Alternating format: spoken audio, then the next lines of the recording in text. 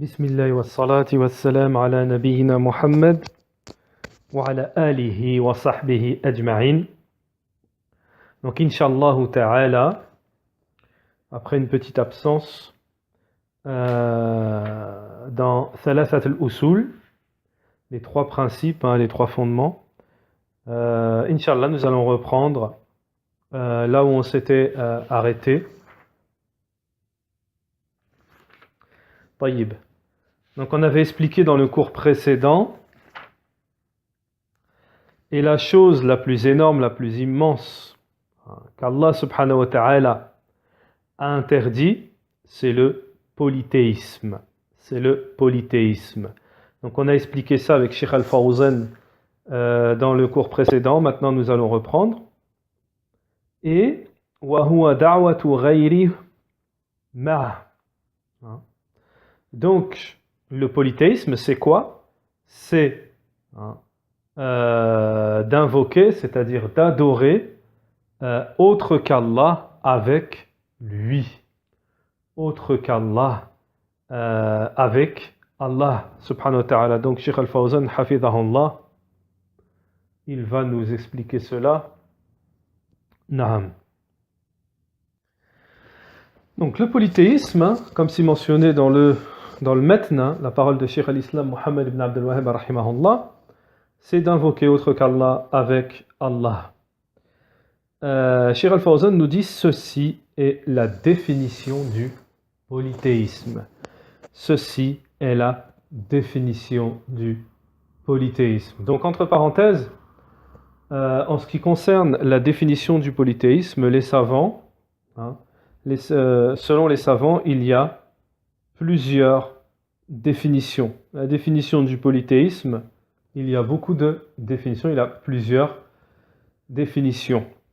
Donc il y a celle que va nous mentionner Shaykh Al-Fawzan hafidhahullah ici et qu'il va nous expliquer. On a aussi celle mentionnée par Shaykh al-Islam Muhammad ibn Abdul Wahhab, c'est le fait d'adorer, d'invoquer autre qu'Allah avec Allah. Et on verra que le sens de ça, ça veut dire adorer autre qu'Allah avec Allah. Sinon, une des plus connues chez les savants, en ce qui concerne la définition du polythéisme, taswiyah, taswiyat ghayrillahu billah fima huwa min khasa'isillah. Min khasa'isillah. Tayyib. Donc, cette définition du polythéisme, qui est assez importante, c'est le fait d'égaler, de mettre au même niveau, taswiyat ghayrillahu billah, autre qu'Allah avec Allah. C'est de prendre autre chose qu'Allah, autre qu'Allah, et le mettre au même niveau qu'Allah, l'égaler à Allah subhanahu wa ta'ala, dans ce qui est spécifique, propre à Allah subhanahu wa ta'ala. Et en ce qui concerne cette définition, donc c'est une parenthèse que je fais pour donner du plus, et en ce qui concerne cette définition, on a un verset dans le Coran. On a un verset dans le Coran, ce sont les mushrikin, les associateurs, le jour de la résurrection, lorsqu'ils seront en enfer, ils jureront par Allah, Tallahi in kunna lafi dalalim mubin. Par Allah, nous étions dans un égarement évident lorsque nous associons, c'est-à-dire lorsque nous mettions au même niveau, taswiyat, nusawwikum bi rabbil alamin, du Seigneur, de l'univers. Donc les ulama, ils en ont tiré que le polythéisme, c'est, par rapport à ce verset, ça s'appelle taswiyah, c'est le fait de mettre au même niveau, à l'égal d'Allah subhanahu wa ta'ala. طيب, donc on revient à Sheikh Al-Fawzan hafidhahullah, wa huwa da'watu ghayruhu ma'ahu, بمعنى أن يصرف شيء من العبادة لغير الله من ملك من الملائكة. Donc le polythéisme, c'est quoi? C'est d'invoquer autre qu'Allah avec Allah. Le sens de cela, nous dit Sheikh Al-Fawzan, c'est de vouer quoi que ce soit parmi les adorations à autre qu'Allah. Que ce soit ange parmi les anges, que ce soit ange parmi les anges, prophète parmi les prophètes, vertueux parmi les vertueux, etc. hein, en ce qui concerne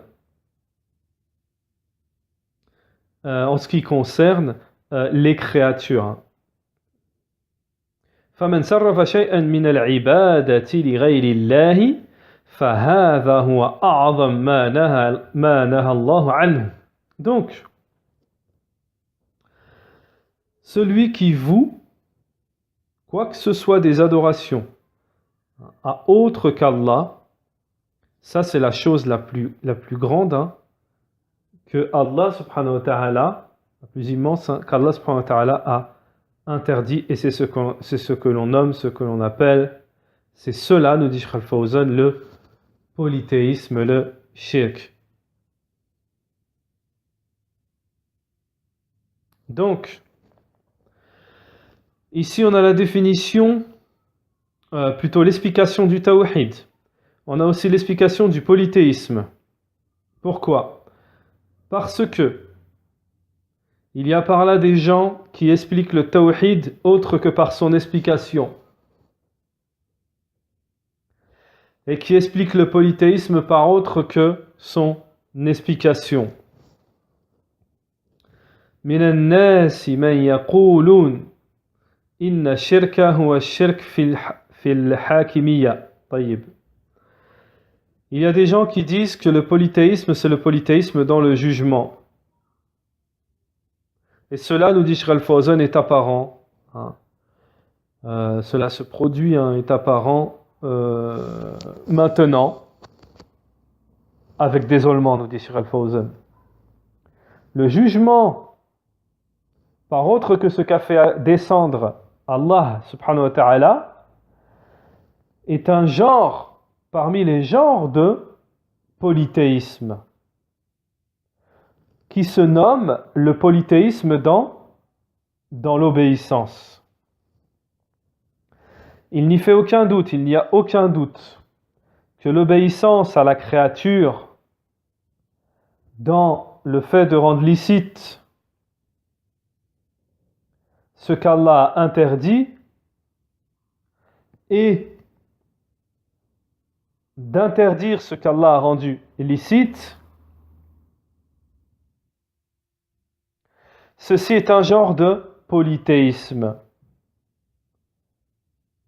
لكن هناك ما هو أعظم منه. Mais il y a plus grave, nous dit Shaykh Al-Fawzan, que cela. C'est l'adoration à autre qu'Allah dans le sacrifice, dans le vœu, dans la circumambulation, hein, le fait de tourner, faire le tawaf hein, autour des tombes, etc. Ou l'istighatha, la demande de secours à autre qu'Allah. Il est obligatoire de mettre en garde contre tout ce polythéisme. فالواجب أن يحذر من الشرك كله لا يؤخذ منه ويترك ما هو أعظم وأخطر منه. Donc ça c'est une règle. Shaykh Al-Fawzan nous dit on ne délaisse pas, on ne prend pas et on ne délaisse pas ce qui est le plus grave. Ce qui est le plus grave pour le moins grave. On n'explique pas, on ne définit pas le polythéisme hein, en tant que on ne réduit pas le polythéisme, hein, on ne résume pas le polythéisme au polythéisme dans le jugement uniquement, hein, ou dans le polythéisme dans la politique. Et ils disent, donc ils disent, et le polythéisme, en ce qui concerne l'adoration des tombes, ceci est un polythéisme, donc ça c'est une ambiguïté, vous devez vous en douter bien entendu. Hein. Ceci est le polythéisme naïf. Hein. Ceci est le polythéisme naïf. الشرك أعظم ما نهى الله عنه ودعوى غيره معه. هذا هو الشرك. شرك. Donc Shaykh Al-Fawzan nous dit le polythéisme le plus grand, hein, la plus grande chose que Allah subhanahu wa ta'ala, la plus importante, la plus grande chose qu'Allah subhanahu wa ta'ala a interdit, c'est le fait d'invoquer autre qu'Allah avec Allah, dans le sens adorer autre qu'Allah avec Allah, c'est cela le polythéisme. Donc ne pas se faire détourner par d'autres groupes égarés qui viennent expliquer le polythéisme par autre que ce qu'il est en réalité.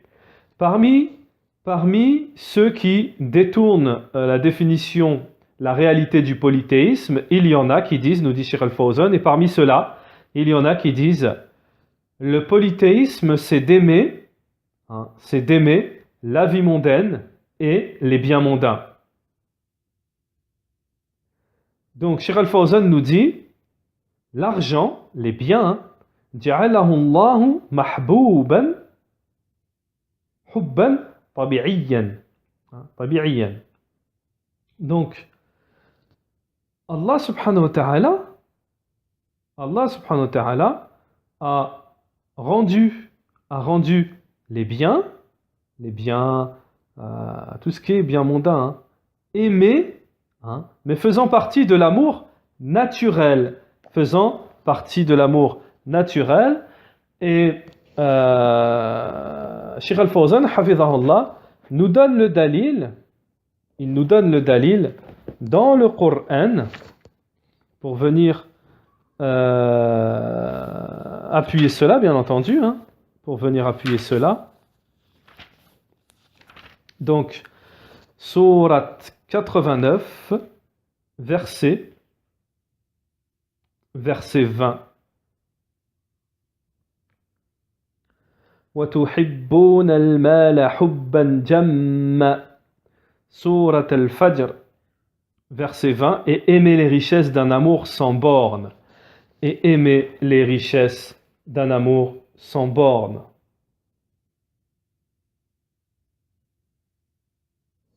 Taïb. Il y a plus d'une preuve sur cela. Que le fait d'avoir un amour naturel en ce qui concerne des biens mondains ou des personnes mondaines, ça rentre pas forcément dans le polythéisme. Taïb. Qala ahabbu ilaykum ma ankara alayhim annahum yuhibbunahu. Donc Allah subhanahu wa ta'ala, même dans le Coran en parlant de proches que l'on aime, Allah subhanahu wa ta'ala n'a pas blâmé le fait de les aimer. Car on verra par la suite que l'amour se divise en plusieurs catégories. Lakin ankara alayhim annahum yuqaddimun mahabbatuhu ala mahabbatillahi. Donc par contre Allah subhanahu wa ta'ala, ce qu'il blâme, c'est qu'ils ont mis en avant, ils ont fait passer avant l'amour mondain par exemple, ou l'amour de personne sur l'amour d'Allah subhanahu wa ta'ala.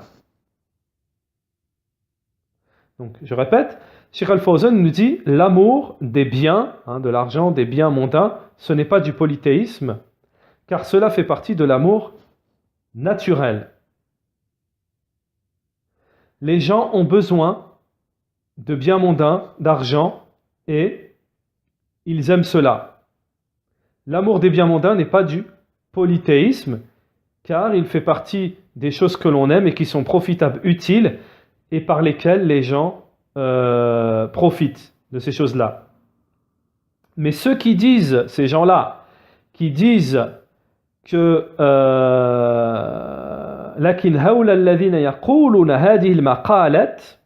mais ces gens qui avancent ces propos, de dire que c'est du polythéisme, d'aimer des biens mondains ou d'aimer des personnes, etc., Cheikh Al-Fawzan nous dit ou bien ils sont ignorants, ils n'ont pas appris le tawhid et le polythéisme,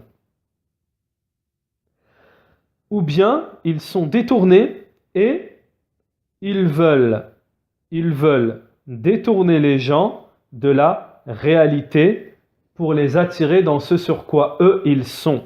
Taïb.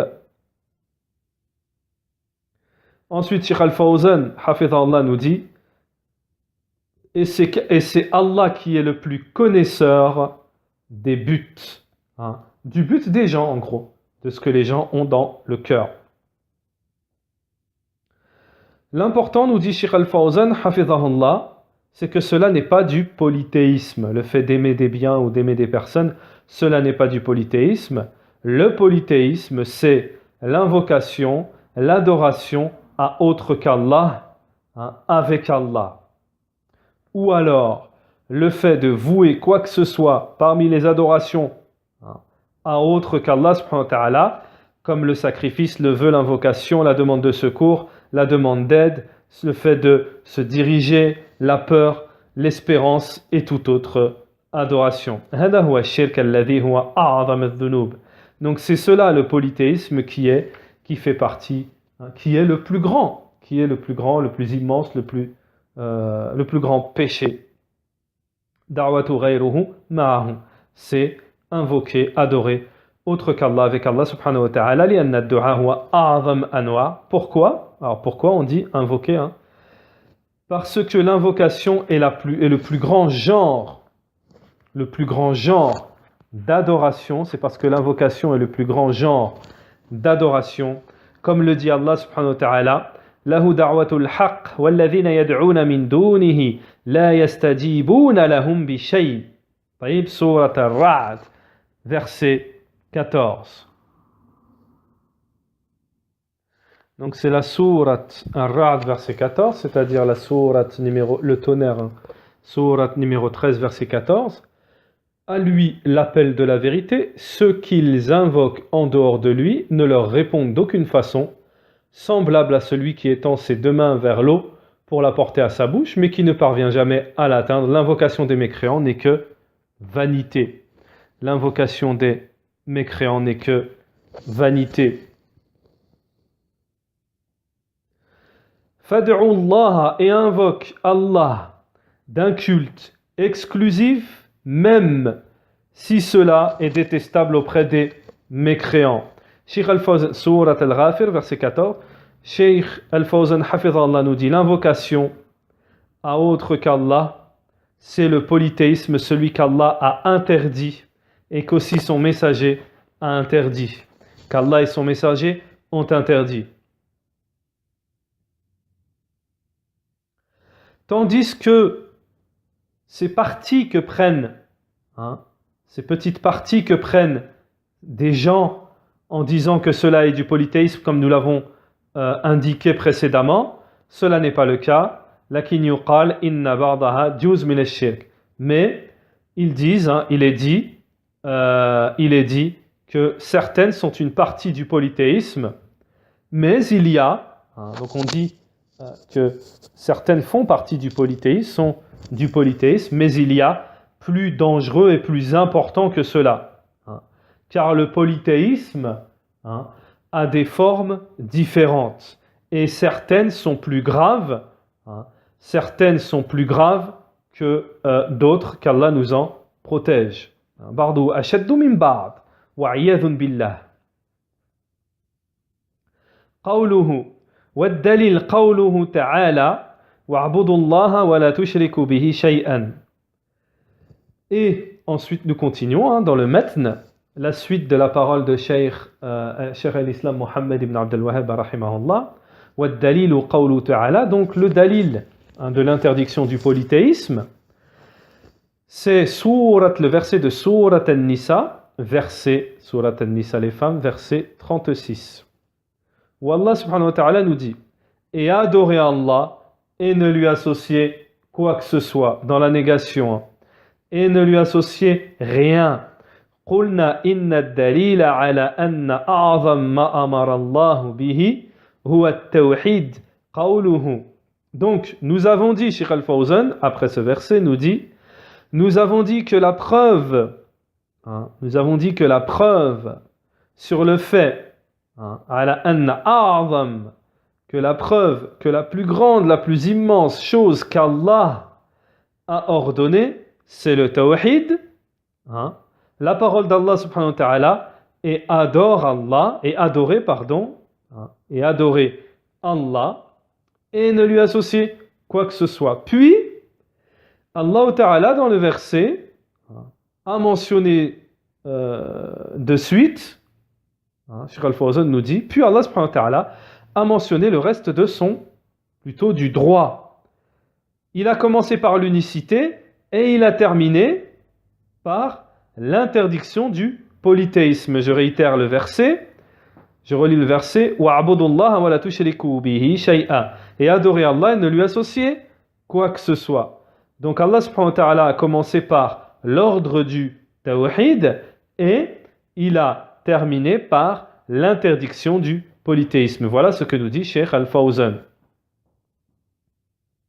فهذا نهي فبدأ الأمر بالتوحيد والنهي عن الشرك. Il a commencé son ordre par le tawhid et l'interdiction ensuite du polythéisme. فدل على أن أعظم ما أمر الله به التوحيد.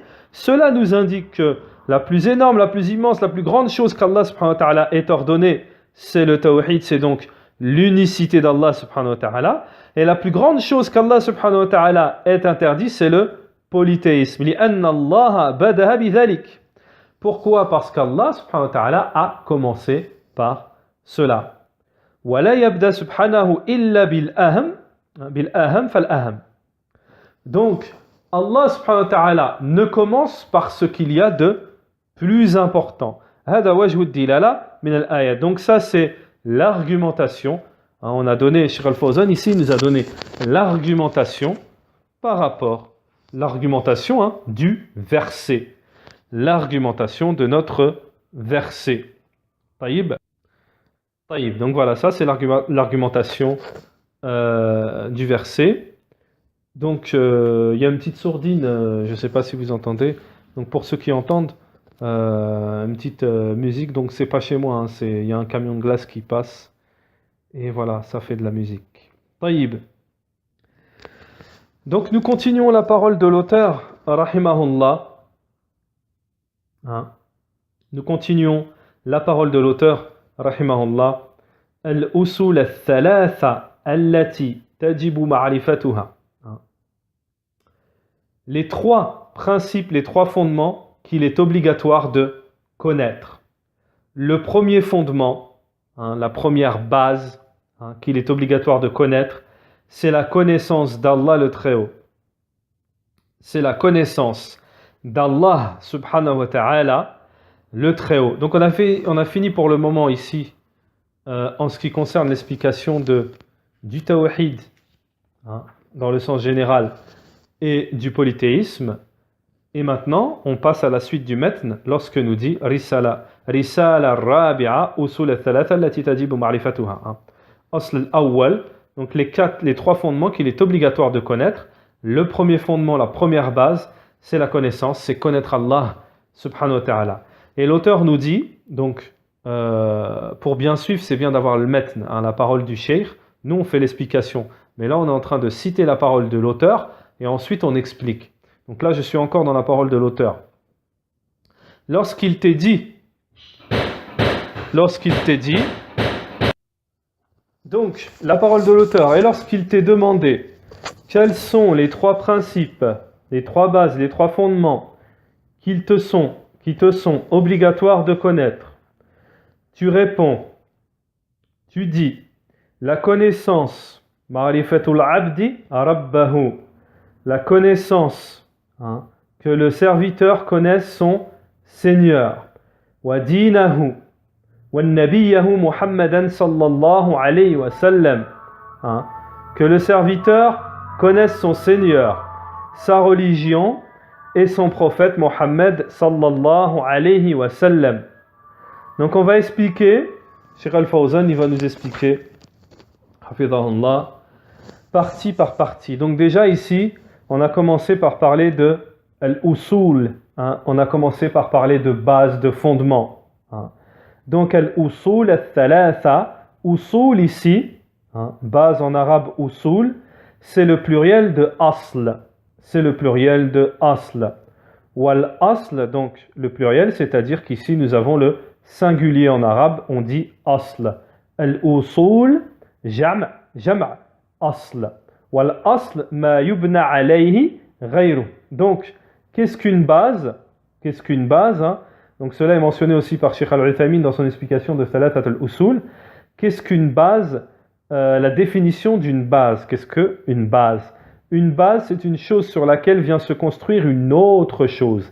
C'est une chose sur laquelle vient se construire une autre chose. Donc, Sheikh Al-Fawzan, Hafidhahullah, nous dit, elle a été nommée ainsi en tant que base, fondement. Pourquoi? Parce que autre vient se construire sur elle. Donc, autre, c'est quoi? Ce sont des choses de la religion. Ce sont des choses de la religion. Donc, pourquoi? Parce que c'est sur ces choses-là, pourquoi on appelle des bases? Parce que c'est sur ces bases-là que la religion va se construire. طيب. وكل الدين يدور على هذه الأصول الثلاثة. Et toute la religion tourne autour de ces trois principes. Cheikh Al-Fawzan, Hafidhahullah, nous dit toute la religion tourne autour de ces trois principes. Donc les trois principes que nous avons mentionnés ici, l'auteur nous mentionne, quels sont-ils? La connaissance d'Allah subhanahu wa ta'ala, de ton Seigneur, de la religion, de l'islam bien entendu, et du prophète Mohammed alayhi salatu wassalam. Ce sont les trois principes, les trois fondements sur lesquels tourne la religion, est basée la religion. Alors,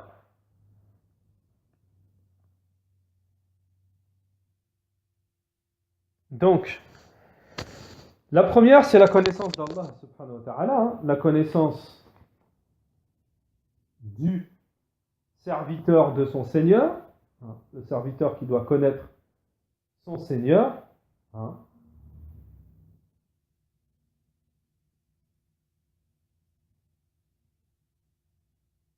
Donc ça, on va l'expliquer, Cheikh Al-Fawzan nous dit. On va rentrer dans le détail par la suite. لماذا خص هذه الأصول الثلاثة. Alors pourquoi en particulier ces trois fondements, ces trois principes? Pourquoi ces trois-là? Cheikh Al-Fawzan nous dit parce qu'ils sont les fondements de la religion de l'islam.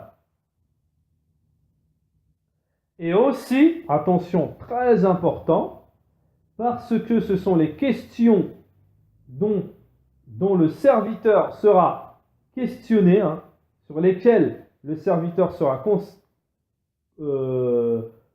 questionné dans la tombe. Alors Cheikh Al-Fawzan nous dit, parce que le serviteur, l'adorateur, lorsqu'il sera mis dans la tombe, lorsqu'il sera enterré, que la terre l'aura submergé, que les gens l'auront quitté, que sa famille sera retournée, que deux anges arriveront vers lui, à lui, les deux anges dans la tombe, et que son âme retournera dans son cœur, qu'il revivra, mais là ce sera la vie qu'on appelle barzakhiya, la vie intermédiaire. Ce n'est pas la même vie que l'on vit à l'égal de la vie mondaine. Cette vie-là, Allah la connaît mieux. Donc Cheikh Al-Fawzan nous dit, comme il est mentionné dans un hadith bien entendu, فَيُجْلِسَانِهِ فِي قَبْرِهِ فَيَقُولَانِ لَهُ. Donc ils vont l'asseoir dans la tombe, le mort qui sera ressuscité. On lui dira, plutôt, je n'utilise pas le terme ressuscité, j'utilise le terme, comme Cheikh Al-Fawzan l'a mentionné, son âme lui sera remise dans son corps, et les deux anges l'assiront dans sa tombe et ils lui diront: quel est ton Seigneur, quelle est ta religion et quel est ton prophète? Le croyant dira: mon Seigneur est Allah, ma religion est l'islam, et Mohammed sallallahu alayhi wa sallam est mon prophète. Il lui sera demandé: comment le sais-tu? Il dira: j'ai lu le livre d'Allah, j'ai lu le livre d'Allah, je l'ai su par cela. Ensuite, il y aura quelqu'un. Ensuite, il sera dit, il a dit, mon serviteur a dit la vérité, il a été véridique. Emmenez-le au paradis, ouvrez-lui les portes du paradis. Et sa tombe et sa tombe, ouvrez-lui une porte du paradis, Baban min al-Jannah, et sa tombe sera élargie. Taïb. Il aura une odeur parmi les odeurs, les bonnes odeurs du paradis, hein, et il verra sa place au paradis.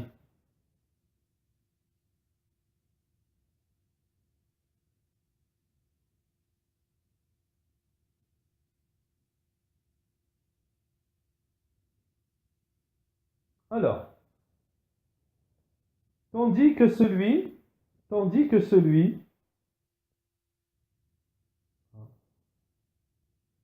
qui a vécu dans cette vie mondaine avec des doutes, avec un manque de certitude,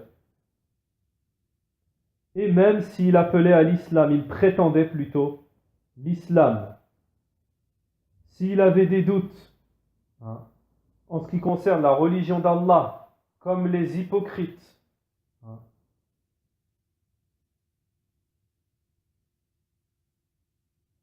ceux qui bégayeront lorsqu'on leur dira quel est ton Seigneur et qu'ils diront je ne sais pas, et lorsqu'on leur dira quelle est ta religion, ils diront je ne sais pas. Lorsqu'il leur sera dit quel est ton prophète, ils diront je ne sais pas. Ha ha ha, la adri, ha ha, je ne sais pas, j'ai entendu les gens dire et je dis. J'ai entendu les gens dire quelque chose et je dis. C'est-à-dire que dans la vie d'ici-bas, il dit ce que disaient les gens, hein, sans avoir la foi, qu'Allah nous en protège. Ceci est l'hypocrite, celui qui a montré l'islam et qui n'avait aucune croyance dans son cœur.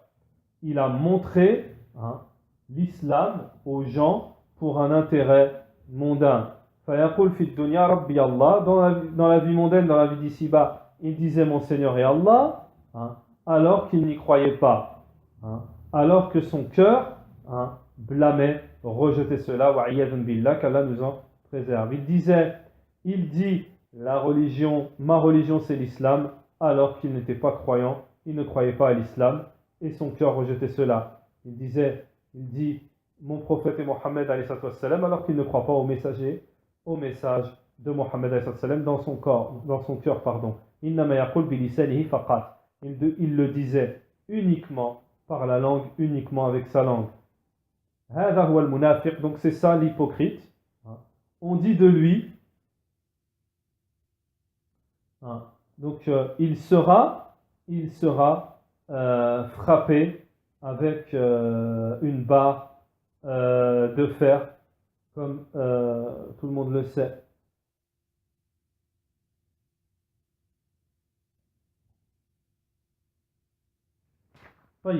Ensuite,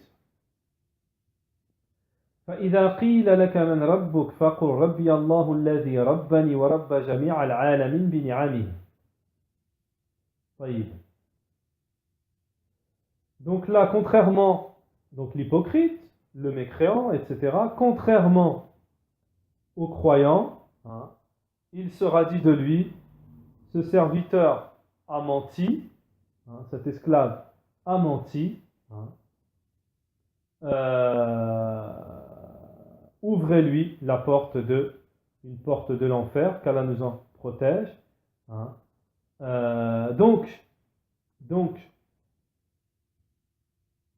نعم فإذا كانت هذه المسائل بهذه الأهمية وجب علينا أن نتعلمها وأن نعتقدها ولا يكفي تعلم فقط. Donc, Cheikh Al-Fawzan nous fait comprendre là, vu l'importance de ces questions, il nous est obligatoire de les apprendre, hein, et d'en avoir la croyance. Il n'est pas suffisant, hein, d'apprendre, hein, d'aller chercher, hein, l'apprentissage de cela, d'apprendre cela, de connaître cela, hein, mais on doit aussi y croire, en avoir la conviction. On doit y croire et on doit œuvrer par cela. Tant que nous sommes, Cheikh Al-Fawzan nous dit, tant que nous sommes vivants, tant que nous sommes vivants. لعل الله أن يثبتنا عند السؤال في القبر. Amin. Et le Cheikh nous dit, et peut-être, Inch'Allah, Allah subhanahu wa ta'ala nous raffermira au moment des questions. Nous demandons à Allah qu'il nous raffermisse au moment des questions, Amin, dans la tombe. Ensuite, Cheikh Al-Fawzan, pour argumenter cela, il apporte un verset de Surat Ibrahim alayhi salam. Donc, le verset, très important, Surat 14 Ibrahim, verset 27. يثبت الله الذين آمنوا بالقول الثابت في الحياة الدنيا وفي الآخرة ويضل الله الظالمين ويفعل الله ما يشاء. طيب, ne vois-tu point, plutôt 27, Allah affermit les croyants par une parole ferme dans la vie présente et dans l'au-delà, tandis qu'il égare les injustes et Allah fait ce qu'il veut. Dans l'au-delà, on nous dit, concerne l'interrogatoire qui sera fait aux morts dans leur tombe. On est d'accord. Cheikh Al-Fawzan nous dit, فهذه الأصول الثلاثة لها أهمية عظيمة. Donc ces trois fondements-là, ces trois bases, ils sont immensément importants. C'est pour cela que l'auteur s'est concentré sur cela dans cet épître et qu'il les a éclaircis pour que nous les étudions. Donc, écoutez, cette parole de Cheikh Al-Fawzan, elle est très importante. Je vais ramener une faïda, je vais essayer d'apporter une faïda, une petite parenthèse. Cheikh Abdel Razak Al-Badr, dans un de ses cours, alors je ne peux pas vous dire, je ne suis pas sûr, je pense que c'est dans Maharij al-Qaboul, l'explication de Maharij al-Qaboul, mais je ne me souviens plus, mais en tout cas c'est sûr et certain, j'affirme que Cheikh Abdel Razak Al-Badr, il dit dans un de ses cours que le meilleur livre, le meilleur épître qui a été fait sur les questions de la tombe, c'est Thalathat al-Usul. C'est ce livre qu'on est en train d'étudier de Cheikh Mohammed ibn Abdel Wahhab, rahimahullah. Il explique pourquoi. Il dit qu'il y a eu beaucoup d'ouvrages en ce qui concerne les questions de la tombe. Il dit, mais il n'y a pas un ouvrage comme Thalathat al-Usul de Mohammed ibn Abdel Wahhab, car il a fait vraiment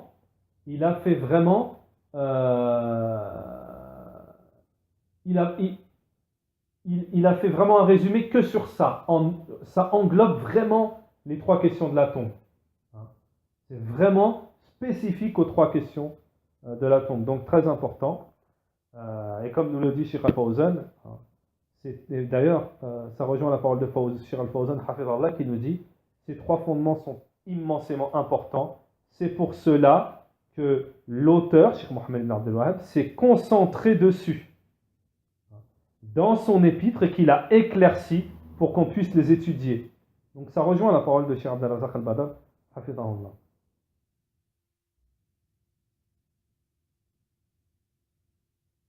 Donc comprendre le sens, nous dit Cheikh Al-Fawzan, de ces trois fondements, en avoir la croyance, la conviction et œuvrer par ces bases. لعل الله أن يثبتنا وإياكم بالقول الثابت في الحياة الدنيا وفي الآخرة. Et le shir demande qu'Allah nous raffermisse et nous raffermissez vous aussi, pour une parole raffermie dans cette vie de la dunya et dans l'au-delà. Donc Inch'Allah ta'ala, nous allons nous contenter de ça pour aujourd'hui. Subhanakallah wa bihamdik wa ashhadu an la ilaha illa ant wa astaghfiruka wa atubu ilayka wa sallallahu wa sallam ala nabiyyina Muhammad wa ala alihi wa sahbihi ajma'in.